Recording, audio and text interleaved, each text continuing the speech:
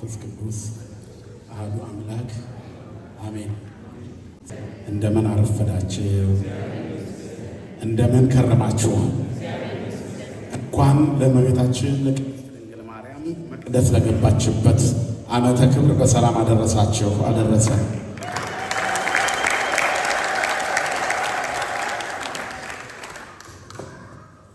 እንኳን አደረሳችሁ።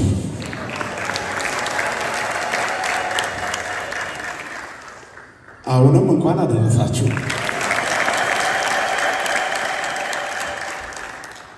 ጸኒሃ ጸናይክዎ ለእግዚአብሔር ሰምዓኒ ወተመይጠኒ።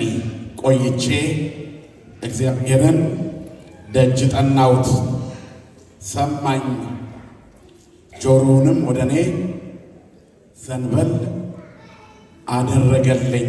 ከጥፋት ጉድጓድ ከጭቃ ረግረግም አወጣኝ። ወአውፅአኒ እማዘቅተ ሕርትምና ወእምጽቡር አምዓም ይላል። እጅግ ወገብ ከሚይዝ ረግረግ መራመድ ከሚከለክል ጭቃ ጎትቶ አወጣኝ። ጨንቆኝ ቸግሮኝ ከፍቶኝ አዝኜ አንገት የሚያስደፋ ሐዘን ቢገጥመኝ ወደማያሳፍረው አምላክ ቀና ብዬ ለመንኩት። ሰማኝ፣ ሰምዓኒ ወተመይጠኒ።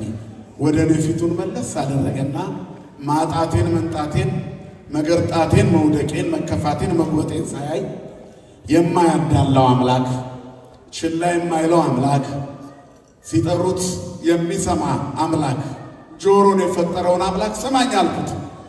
እሱም ሰማኝ፣ ወደ እኔም ጆሮውን ዘንበል አደረገ። ከጉድጓድም አወጣኝ። ጭንቀት ከበዛበት ከመከራ ሕይወት፣ ሐዘን ከበዛበት ሕይወት አወጣኝ። ሕመምና መከራ ካለበት ሕይወት አወጣኝ። ከረግረግ ጭቃ ውስጥም አወጣኝ። የመከራውን ብዛት መገፋቱን፣ ማጣቱን፣ መጨነቁን በጭቃና በረግረግ እየመሰለ መዝሙረኛው ዳዊት ይነግረናል። እግዚአብሔር አወጣኝ ይላል። እግዚአብሔር ሰሚ ነው። ሌላ ቦታ ላይ ዘፈጠራው ለዓይን እይሰምዕ ኢይሬእኑ ይላል። ወዘተከላሁ ለእዝን እይሰምዕኑ። ዓይንን የፈጠረ አያይምን?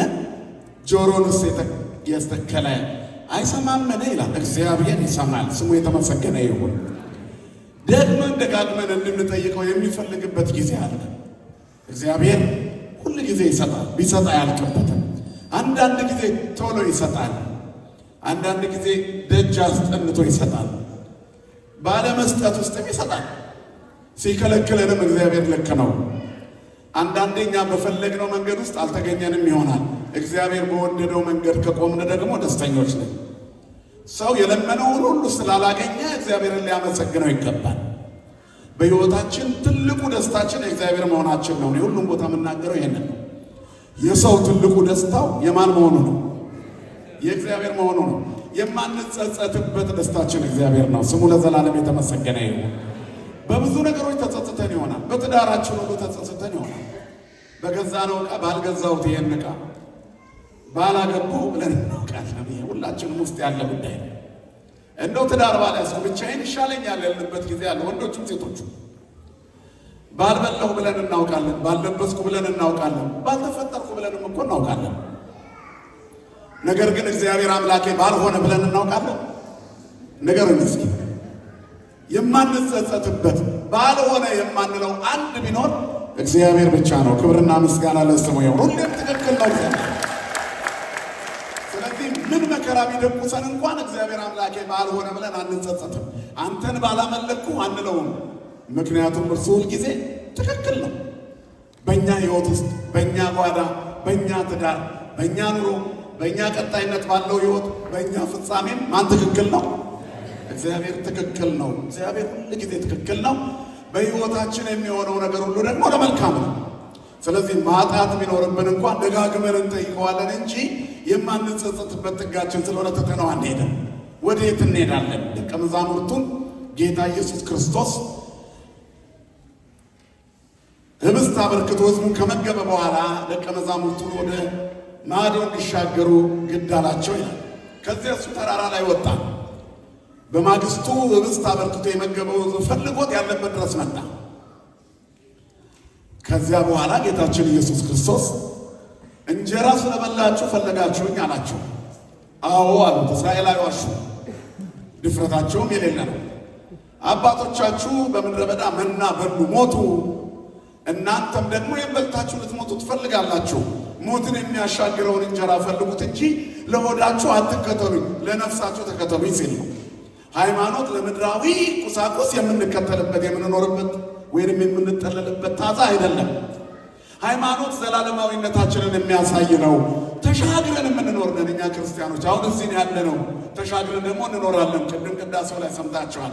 ኦ አንትሙ ሕዝበ ክርስቲያን በከመ ተጋባእክሙ በዛቲ ዕለት ከማዊ አስተጋባእክሙ በደብረ ጽዮን ቅድስት ወበኢየሩሳሌም አጋዚ።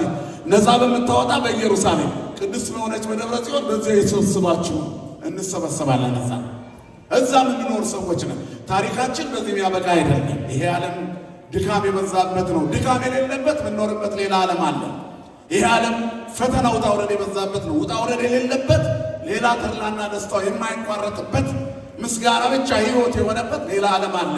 ያም ለእኛ የተዘጋጀልን በሰማያዊት ያለች መንግሥተ ሰማያት ቅድስት ደብረ ጽዮን ብሎ አባ ሕርያቆስ የነገረን እሷ ናት። ነፃ የምታወጣ ኢየሩሳሌም የእሳት ድንኳን ወደ ተተከለበት ያስገባችሁ ይለናል። እግዚአብሔር ለዚያ ክብር ያብቃኑላችሁ። ከዚያ የካህናት አለቃ ኢየሱስ ክርስቶስ ወዳለበት ያግባችሁ።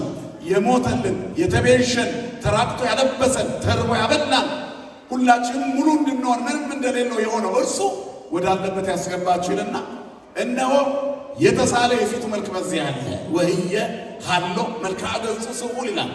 የልጁን መልክ እንድንመስል የተሰራን እኛ መጨረሻ ላይ የተሳለ የፊቱን መልክ በሰማያት ባለችዋ በማትፈርሰው መቅደስ ውስጥ እናየዋለን። ክብርና ምስጋና ለስሙ የሆነ አባቶቻችን አምላክ። ስለዚህ የእኛ ሕይወት በዚህ የሚያበቃ አይደለም ማለት ነው፣ ጅማሬ ነው። እግዚአብሔር ፍጻሜያችንን ያሳምረልን። ስለዚህ እዛ ለሚኖር ሰው ምድር ላይ በሚገጥመው ነገር በእግዚአብሔር አይጸጸትም ነው ማለት ነው። እናም እግዚአብሔር በሕይወታችን ሁልጊዜ ትክክል ነው። እግዚአብሔር ምንድን ነው? እንደምን አረፈዳችሁ። እግዚአብሔር በሕይወታችን ምንድን ነው? ሁልጊዜ ትክክል ነው። በትዳራችን ልክ ነው፣ በኑሯችን ልክ ነው። ውጣ ውረድ በበዛበት ፈተናችን እግዚአብሔር ልክ ነው፣ አይሳሳትም። እግዚአብሔር ነገሮች ሁሉ እኛ ጋር የሆኑት በበጎ ነው። አምልኮታችን ማጣታችን አምልኮታችንን አያዛንፈው። እግዚአብሔርን ማምለካችንን ለድርድር አንሰጠውም። የእግዚአብሔር መሆንን ምን ብናጣ ብንቸገር፣ ምክንያቱም አንድ ቀን አለ እግዚአብሔር እኛ የሚጎበኝበት፣ አንድ ቀን አለ ጨለማችንን የሚያበራበት፣ ሐዘን ትካዜያችንን የሚያስወግድበት፣ የደከመ ጉልበታችንን የሚያድስበት የሚያበረታበት አንድ ቀን አለው እግዚአብሔር። ሲመጣ እኛን እንደገና አዲስ የሚያደርግበት ቀን አለው እግዚአብሔር። ሁሌ ላመለኩት፣ ለጸኑት፣ ለጠየቁት፣ ለጠበቁት የሚጎበኝበት ቀን አለው። መዝሙረኛ ያለው ይሄንን ነው። ቸግሮኝ አጥቼ እግዚአብሔርን ደጅ ጠናሁት፣ በጣም አቆይቼ ደጋግሜ በአንድ ጉዳይ ላይ ለመንኩት። ሰምዓኒ ወተመይጠኒ፣ ሰማኝ ወደ እኔ ፊቱን መለሰ። መድኃኒዓለም ፊቱን ወደ ሁላችን የሚመልሰው እግዚአብሔር ለጠየቁት ቅርብ ነው። ልባቸው ለቀና እግዚአብሔር ቅርብ ነው። ለሚማጸኑት ቅርብ ነው። ቅሩብ ለየዋሃነ ልብ ይላል። ልባቸው የዋህ ለሆነ ለማያጉረመርሙ እግዚአብሔር ቅርብ ነው። በማጣታቸው ቢጨነቁም እንኳን ምን አርጌ ነው ለማይሉ እግዚአብሔር ቅርብ ነው። በሕይወቴ ያደረግከው በጎ ነው፣ ሐዘኑን አልቻልኩትም ለሚሉት ጆሮውን ዘንበል ያደርጋል። ዛሬ በምናከብረው በዓል ውስጥ ብዙ ዞረን የእግዚአብሔርን በረከት የምናገኝባቸው ባለብዙ ታሪኮች አሉ። ሰማያዊ መልአክ አለ፣ ተልእኮውን በአግባቡ የፈጸመ።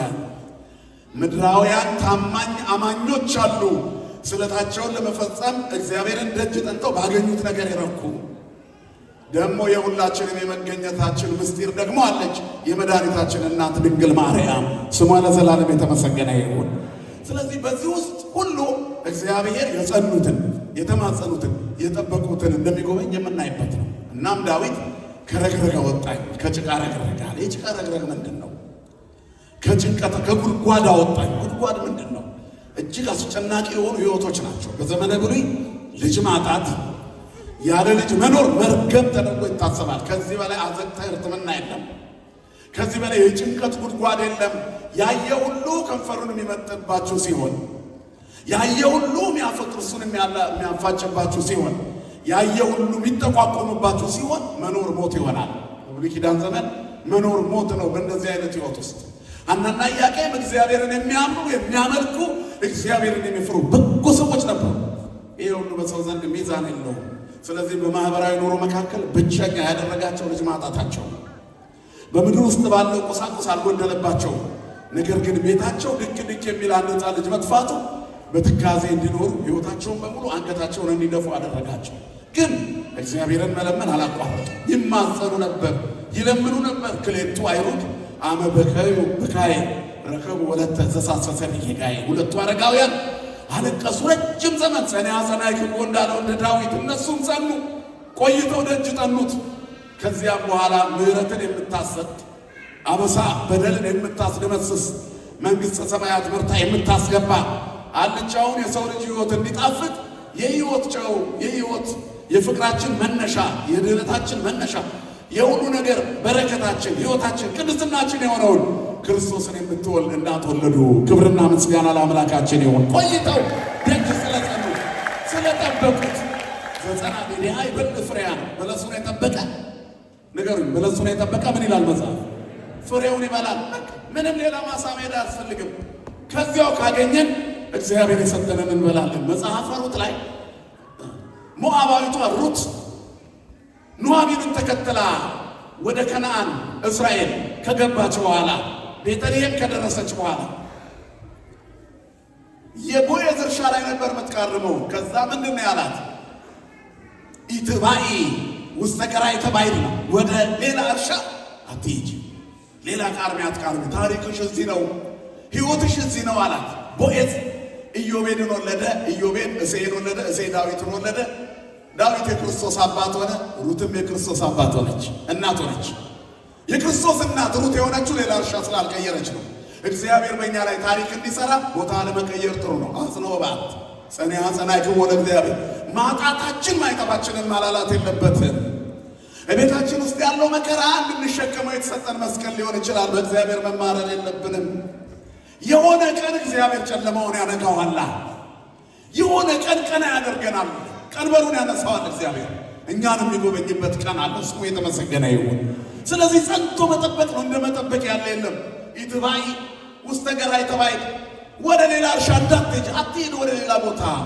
ማይተባችንን የሚያላላው የግምት ኑሮ ነው፣ የግምት ጉዞ። ያንንም ማረፍ ስለምንፈልግ ሳናርፍ እንሞታለን።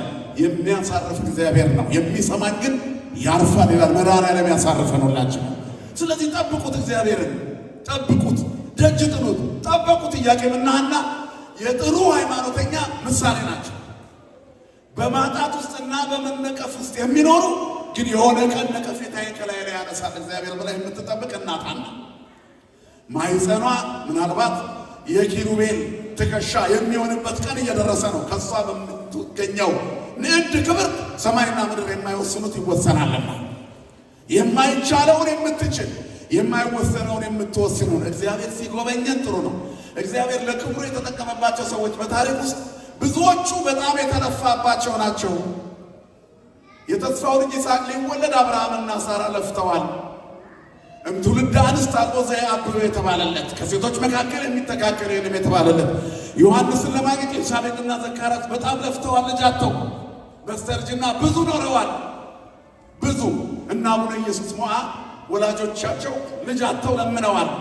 አቡነ ገብረ መንፈስ ቅዱስ ስምዖን ወአቅሌስያ አቅሌስያና ስምዖን በኒሳ ሚኖር በኃጢአ ውሉድ በከዩ መጠነ ዓመታት 30 ዓመት ጠብቀዋል ገብረ መንፈስ ቅዱስን ለማግኘት። የተወለደው ልጅ ግን ከ30 እልፍ የሚበልጥ ከፀሐይ በላይ ሆኖ የሚጸልይ ባህር ውስጥ ገብቶ የሚጸልይ 60 አናብስትና 60 አናብርት የሚከተሉት 562 ዓመት ያለ እህል የሚኖር በመብረቁ አጋንንትን ድል የሚያደርግ የክርስቶስን ስም ከፍ አድርጎ የሚያውጅ እኛንም የእግዚአብሔር የሚያደርገው ነውና ክብርና ምስጋና ለአምላካችን ይሁን። እግዚአብሔር መጨረሻ ላይ ሲሰጥ ነው። ስለዚህ ከሰው የእግዚአብሔር ጉብኝት ይሻላል። እግዚአብሔር እስከ መጨረሻ ነው የሚሰጠን። ሰው ሲሰጠን ላዩን ነው። ሰው ሲሰጠን ድንግት በኋላ ርቦን እጁን እንድናያርገው ነው። እግዚአብሔር እስከ ጥግ የሚያጠግብ አባት ነው። እሱ ከጎበኘን የመጨረሻው ጉብኝት እሱ ይሆናል። መጠበቅ ጥሩ ነው። ጸንዐ ጸናዕክሙ ለእግዚአብሔር ሰማዕነ ወተማይጠኒ ወአውፅአኒ እማጸቅተ ሕርትምና። ጽኑ ከሆነ ረግረግ ውስጥ ከጉድጓድ ውስጥ አወጣኝ። ወእምጽውር አማም ጥልቅ ከሆነ ረግረግ እጅግ ይዞ ከሚያስቀር ረግረግ መራመድ አቅቶኝ ነበር። እዛው እኛ አውጣኝ አልኩት። አወጣኝ። ብዙ ወገባችንን የያዘን እምነታችንን ያላላ እግሮቻችን እንዳይራመድ የከለከለ በሐዘን የደቆሰን በሰው ፊት ልንናገረው የፈራ ነው ብዙ ነገር ቤታችን አለ። ዝም ብላችሁ አውጣኝ በሉት፣ እሱ ያወጣል። ክብርና ምስጋና ለስሙ ይሁን። እግዚአብሔር ያወጣው ተመልሶ አይገባም። እግዚአብሔር ያነሳው አይወድቅም። እግዚአብሔር ያለበሰው አይገፈፍም። ያከበረው አይዋረድም። ያዳነው አይታመምም። ሲፈውስ ህመምን ከነሰንኮፉ ነቅሎ ነው። አልጋ ተሸከመኝ ይላል። ከ40 ዓመት በኋላ ሰው በሳምንት ህመም ውስጥ መንቀሳቀስ አይችልም። እግዚአብሔር ግን ህመምን ከነሰንኮፉ መንቀል ይችላል። ክብርና ምስጋና ለስሙ ይሁን። ስለዚህ ይጎበኛል። መጠበቅ ነው እና ስምዖንና አቅሌስያ 30 ዓመት ጠብቀዋል። ኢያቄምና ሐናም እስከ እርጅና እስከ ሽምግልና ልጅ ለምነውታል። እግዚአብሔር መለመን ብቻ አይደለም፣ ብትሰጠን እሷ ማኅፀነ ለምለም በመሆኗ እኛ በቤታችን ደስ ብሎን እንኖራለን። የምትሰጠንን ሴት ልጅ ግን ለቤተ መቅደስ ብፅዓት አድርገን እንሰጣለን። ትሁት፣ ታዛዥ፣ የምትላክ የምትፈትን ውሃ ምጥቅም አይቀርታ የምታገለግል ትሆናለች። መቅደሱን የምታዘዳ ትሆናለች። ያንተ ባሪያ ያንተ ገረድ ትሆናለች። ያንተ አሽከር ትሆናለች። እኛ ግን ወልደው ለእግዚአብሔር ቤት ሰጡ ብቻ እንባል። ነቀፌታችን ከኛ ይራቅ። መታማታችንን አስወግድ። የጣት መጠቋቆሚያ፣ የጥርስ ማፋጫ፣ የከንፈር መምጠጫ ከመሆን አድነን። ሐሜታችንን ከላያችን ላይ አንሳለን። ከጀርባ የሚነገረው ስለኛ እየቆረቆረን ተጨንቀን ልንሞት ነው። ወደፊት እንዳና የጀርባው እያሳከከን ነው። ጌታ ሆይ አንድ ልጅ ስጠን ያንተ ትሆናል። ረከቡ ወለተ ተሳሰሰን ጌታዬ አልቅሰው ለምነው እግዚአብሔር እንደጅ ጠኑት። መከራን የምታስወግድ የዓለም የዛም ቤት ሐዘን ብቻ አይደለም። ልጅ ሲወለድ እናቲቱን ደስ ያሰኛታል። ምጡ ሲያልፍ አፏን በደስታ ይሞላል፣ ፊቷን በሳቅ ያፈካል። ወላጅም ደስ ይለዋል። የወገቡ ጅማቶች የተፈታቱት ይጠብቃሉ። አንገቱን የደፋው ደስ ይለዋል። ባለቤት ወልዳለች ሲባል ልጅ ሲወለድ ቤት ደስ ይለዋል። ቤት በእልልታ ቅልጥ ይላል። ትልቅ አዲስ ትውልድ እግዚአብሔር ሥራ እዛ ቤት ተከናውኗል። እዛ ቤት ውስጥ እግዚአብሔር አለና ደስ ይላል። በዚህ ምክንያት ሰው እግዚአብሔርን ያመሰግነዋል። እናም ለዚህ ምስጋና እንዲነሳሱ እግዚአብሔር ሲሰማ ታሪክን እንደ አዲስ ይቀይራል። ስለዚህ ለዚህ የማይጓጓ ማን አለ? ጓጉተው ነበር። እስከ መጨረሻው ግን አላቋረጡም። ጸለዩ። የምንም ነገር ይቸግረን እግዚአብሔር ታሪክ ይቀይራል። ስሙ የተመሰገነ ይሁን። ሰዎች አንድን ሁለት ያደርጋሉ። ሁለትን ነግደውም አትርፈውም ዘርተውም ምን አድርገውም አባስተውም 2 3 4 ያደርጋሉ። ምንምነትን ሙሉ ማድረግ የሚችል ማን ብቻ ነው ወገኖች? እግዚአብሔር ብቻ። ሁሉም ነገር ካለቀ በኋላ እግዚአብሔር መስራት ይጀምራል። የሰው ፕሮጀክት በበቃኝ ከተቋረጠ በኋላ እግዚአብሔር በአዲስ መስራት ይጀምራል። ብዙ ጊዜ እነሱ በቃ ዋጋ የላቸውም ተብሎ ሲዘጋ አዲስ ያደርገናል። ሲሰጠን ደግሞ አዲስ ይሰጠናል። አቡነ ኢየሱስ ሞዐን የሚያክል ማን ተገኘ በዛ ዘመን? በኢትዮጵያ ታሪክ ውስጥ ትልቁን በረከት ያሰጡ ወላጆቻቸው ልጃቸው ተሰቃይተዋል ነው የሚለው መጽሐፍ። ገብረ መንፈስ ቅዱስ የሚያክል መች ተገኘ በዛ ዘመን? ወላጆቻቸው 30 ዓመት ሙሉ አልቅሰዋል። ሁሉም አባቶቻችን ዘግይተው ነው ልጅ ያገኙት። ቅዱሳን የተገኙ ቅዱሳን ተዘግይቶ በመዘግየት የተገኙ ናቸው። የኛ ጌታ ቢዘገይም የሚቀድመው የለም። የመጨረሻው ደራሽ እንባን አባሽ፣ የመጨረሻው ደራሽ ከሁሉ የበለጠ ካሽ የሚክስ ከሱ በላይ ማን አለ? የሰራዊት ጌታ እግዚአብሔርም ይላል እንባን ሁሉ ከዓይኖቻችሁ ላይ ያብሳል። እያመለክነው ከኖርን ደጅ ከጠና ነው ያለማቋረጥ ማጣታችን ረጅም ዘመን አታስቡ። በረከታችሁን ቁጠሩ።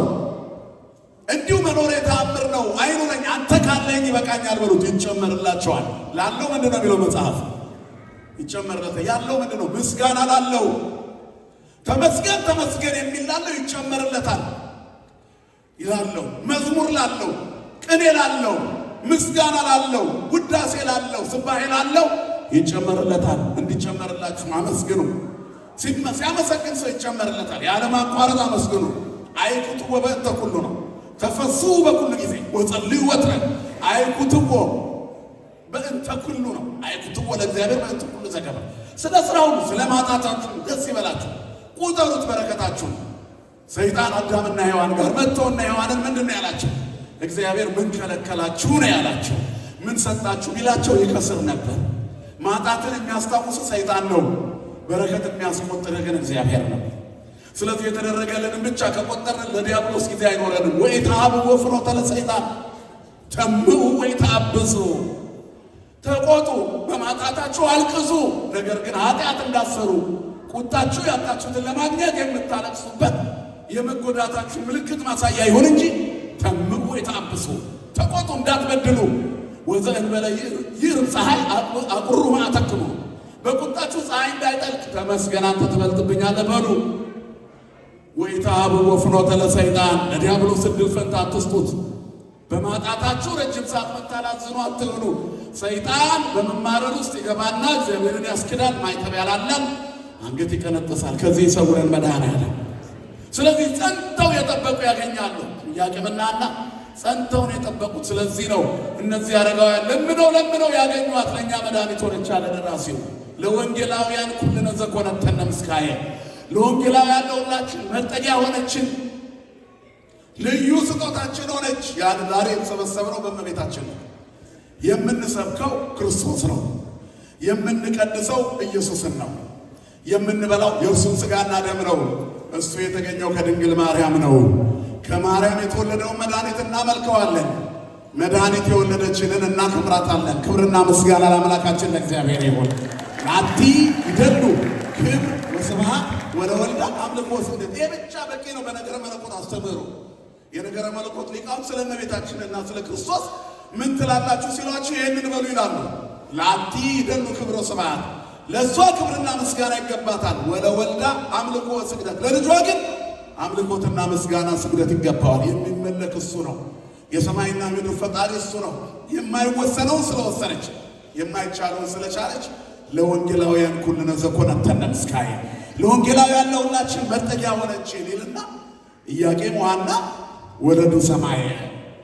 ኢያቄምና ሐና ሰማይን ወለዱ። ወሰማዩ ሙኒ አስረቀት ፀሐየ ያቺ ሰማይ ደግሞ ፀሐይ አወጣች። ማርያም በምድር ላይ ያለች ሰማይ ናት። ኮንቲ ዳግሚተ ሰማይ ዲበ ምድር ኦ ወላዲተ አምላክ ዘእንበለ ርኩስ ሰረቀ ለነ እምኔኪ ፀሐይ ጽድቅ ይላታል አባ ኤፍሬም ሶርያዊ። በምድር ላይ ያለች ሰማይ ወይ ያለ ርኩሰት አምላክን ወለድሽልን። እውነተኛ ፀሐይ ካንቺ ወጣ። አማናዊ ፀሐይ ለበረደው ዓለም የሚያሞቅ ለጨለመው ዓለም የሚያበራ ብርሃነ ጽድቅ ያበረ ለኩሉ ሰብ ዘይመጽእ ውስተ ዓለም ለሰው ሁሉ የሚያበራው ብርሃን ወደ ዓለም የመጣው በእመቤታችን ማኅፀን ነው። ማርያም እሷ ናት ያንን ፀሐይ ለማውጣት የምትችል የቻለች ሰማይ። ሌሎች ሰማዮች አይችሉትም። ይሄ የምናየው ሰማይ እንኳን እሱን ሊያወጣው አይችልም። ድንግል በምድር ላይ ያለች ሰማይ ከሰማይ የምትበልጥ ሆነች። ስሟ ለዘላለም የተመሰገነ ይሁን። ስለዚህ ኢያቄምና ሐና ለምነው ልጅ አገኙ። ያገኙት ግን ሰማይን ነው አለ ደራሲ። ስለዚህ ሰማይ ከእመቤታችን እመቤታችን ሰማይ ፀሐይ ኢየሱስን የምትወልደው ሰማይ ግንቦት አንድ ቀን በሊባኖስ ተራራ ላይ ተወለደች። ደስ ይበላችሁ። እግዚአብሔር የተመሰገነ ይሁን። በደንብ ልልበሉ ቃላችሁ 3 ዓመት እመቤታችን ቅድስት ድንግል ማርያም 3 ዓመት ከወላጆቿ ጋር ኖረች። ልጅ 3 ዓመት ሲሞላው ለወላጆቹ ምን አይነት ጣፋጭ እናትና ልጅ አባትና ልጅ ምን አይነት ነገር የሚያጣጥሙበት ሰዓት እንደሆነ ታውቃላችሁ። ትዝ አላቸው። ብፅዓት አድርገው ሊሰጡ በቃ አሁን በትክክል ምግብ ቢሰጧት አንስታ የምትበላ ራሷን መምራት የምትችል እንደ ልጅ በጥቂት ጥበቃ መኖር የምትችል ስለሆነች አሁን ትሰጥ ተባለች። ከወላጆቿ ያልተለየች ሕፃን በመጨረሻ ዘመን የተገኘች ንዕድ ክብርት ከፀሐይ 7 እጅ የምታበራ በመወለዷ ታላላቅ ታምራት የተገለጠ እሷን ማጣት በቤት ውስጥ ምን ያህል ከባድ እንደሆነ ቢያውቁም ቆይተው ደጅ የጠኑት እግዚአብሔር አላሳፈራቸውም እና ምስጋናቸውን ለማቅረብ እነሆ የሰጠህንን ሰጠንህ ብለው ሊሰጡት ወደ ቤተ መቅደስ ይዘዋት ገቡ። ያ ቀን ታኅሳስ 3 ቀን ነው። ክብርና ምስጋና ለአምላካችን ለእግዚአብሔር ይሁን። ታኅሳስ 3 ቀን በቤተ ክርስቲያናችን በዓታ ለማርያም ተባለ። በዓታ ማለት መግባቷን ነው የሚጠቅሰው። ቦአት ሲል ገባች ነው። ቦአ ኢየሱስ ምኵራበ አይሁድ ወመሐረ ቃለ ሃይማኖት። ኢየሱስ ወደ አይሁድ ምኵራብ ቤት ገባና ወደ አይሁድ ጸሎት ቤት ገባና የሃይማኖትን ቃል አስተማራቸው። እንደሚለው ለእመቤታችን በዓታ ይባላል። በዓታ ለማርያም የገባችበት ወደ ቤተ መቅደስ ማለት ነው። መቅደሷ ወደ መቅደስ የገባችበት እውነተኛዋ የማትፈርሰዋ መቅደስ ወደ ጊዜያዊ መቅደስ ገባች።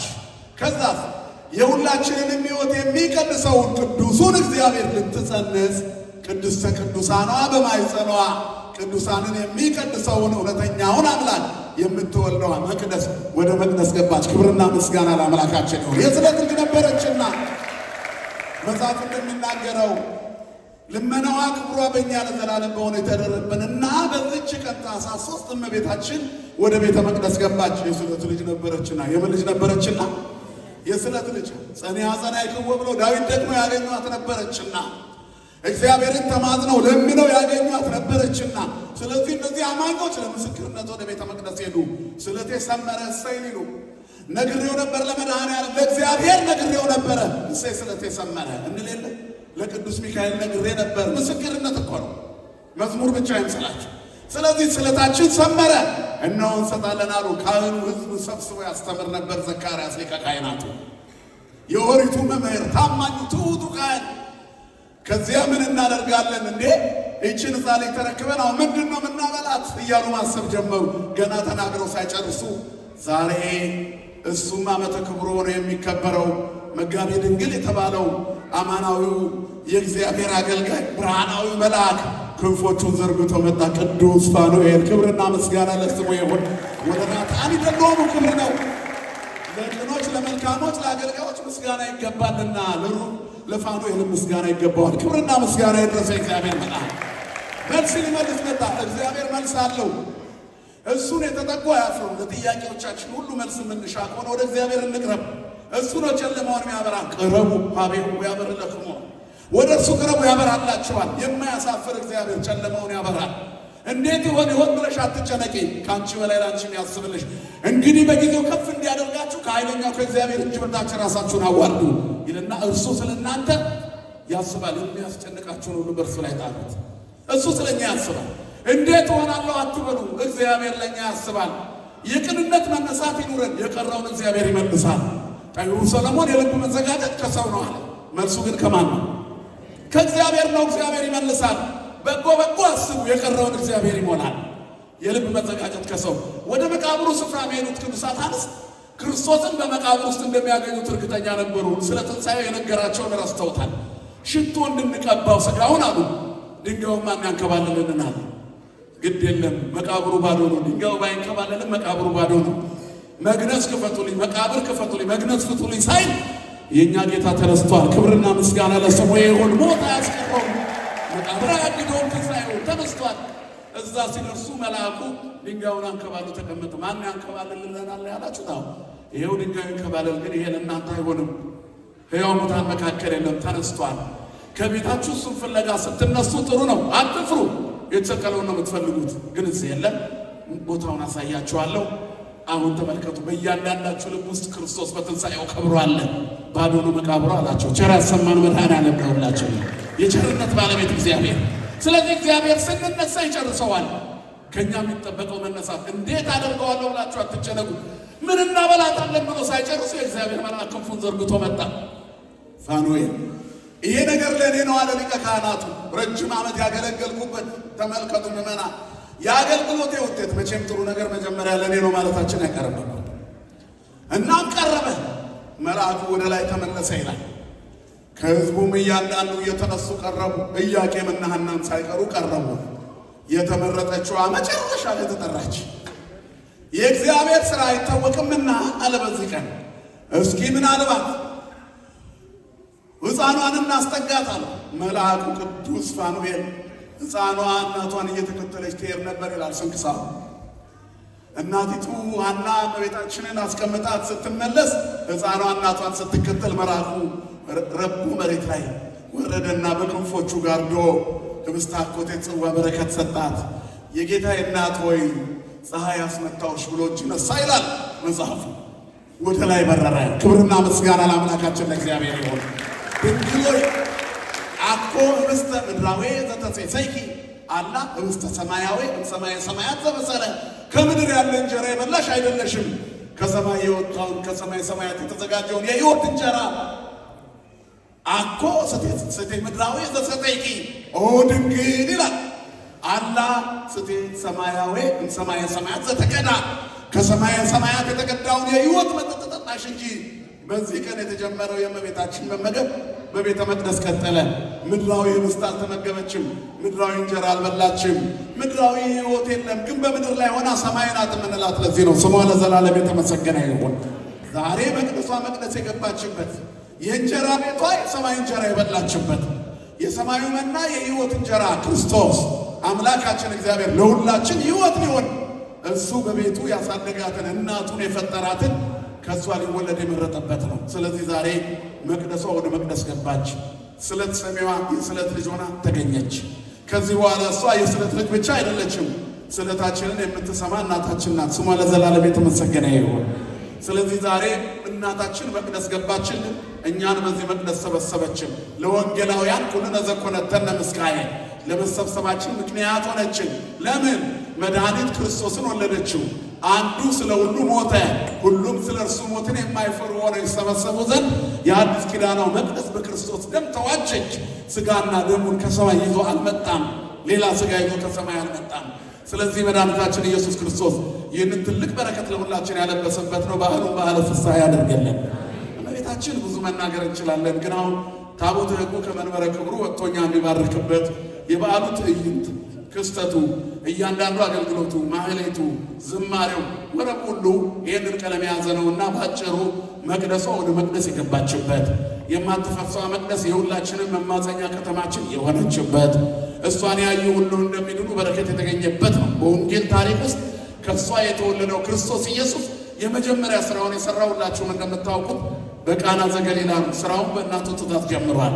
ሲወለድ እናቱን አየ፣ ሲሞትም መጨረሻ ላይ ያየው የእናቱን መልክ ነው። የልጁን መልክ የምንመስለው የልጁ መልክ ከእናቱ የወሰደው ነው። ለእግዚአብሔርሰ አልቦ ዘርእዮ ነው። እግዚአብሔርን ያየው አንድ ሰው እንኳ የለም። በአባቱ እቅፍ ያለ አንዱ ልጁ እርሱ ተረከው ይላል። በአባቱ እቅፍ ያለው የልጁ መልክ ከማርያም የነሳው መልክ ነው። የእመቤታችን መልክ እንደ አምላክ መልክ ነው። ትውልድ ሁሉ የተፈጠረው እሷ ለማመስገን ነው ማለት ያንን መልክ ተቀርጾ ለመኖር ተፈጥረናልና የእመቤታችን ክብርና ምስጋና በረከቷ አማላጅነቷ ከሁላችን ጋር ይሁን። እንግዲህ እቺ ወደ መቅደስ የገባችው ስለት ሰማያዊ ስለት ልጅ በዚህ ዓለም ላይ የኖረችው 64 ዓመት ነው። ለማጠቃለል 3 ዓመት ከእናት ከአባቷ ጋር 12 ዓመት በቤተ መቅደስ ጌታን ጸንሳ 9 ወር ከዚያ በኋላ ከጌታ ጋር 33 ዓመት ከ3 ወር 9 ወሩን ስጨምረው 3 ወሩ 12 ይመጣል። 49 ዓመት ዮሐንስ በመስቀሉ ግርጌ የተቀበላት 15 ዓመት በዮሐንስ ቤት ኖራለች። 64 ዓመት ስትኖር በ49 ዓመተ ምህረት ጥር 21 ቀን አርፋለች። ከዚያ ነሐሴ 14 ቀን ተከብራለች። ነሐሴ 16 ተነስታለች። የእኛ እናት ዛሬ መቅደስ የገባችው ሕፃን ተነስታ አድርጋለች። ክብርና ምስጋና ለአምላካችን ለእግዚአብሔር ይሁን። የሰላም በዓል ያደርግልን። የዚህ ሁሉ መነሻ ወላጆቿ ጸንተው እግዚአብሔርን የለመኑበት መንገድ እግዚአብሔር ከዓለም አስቀድሞ እርሷን የመረጠበት ነበረት በሕሊና አምላክ ይላል። አስቀድሞም ቅድመ ዓለም የነበረች ከዘላለም ዘመናት በፊት ሁላችን በሕሊና አምላክ አለ፣ እሷ በእናትነት አለ። የተቤዠን የወደደን ለዚህ ቅዱስ አጠራር የጠራን የመረጠን እግዚአብሔር ነውና ይላል ቅዱስ ጳውሎስ። ይህንን ጸጋ ይላል በክርስቶስ ኢየሱስ ከዘላለም ዘመናት በፊት ተሰጥቷል ይላል። ከመፈጠራችን በፊት ወንጌላውያን እንድንሆን ተሰጥቶናል። ከመፈጠራችን በፊት ከዘላለም ዘመናት በፊት ኦርቶዶክሳውያን ሆነን እንድንኖር ቀድሞ ተሰጥቶናል። ቅዱስ ጳውሎስ እንደሚለው ከዘላለም ዘመናት በፊት ድንግል ማርያም በሕሊና አምላክ የትውልዱ የመዳን ምክንያት ሆና ተሰጥታለች። ዛሬ የሰው ልደት ሲከበር ምን ያህል እንደሚደምቅ ታውቃላችሁ።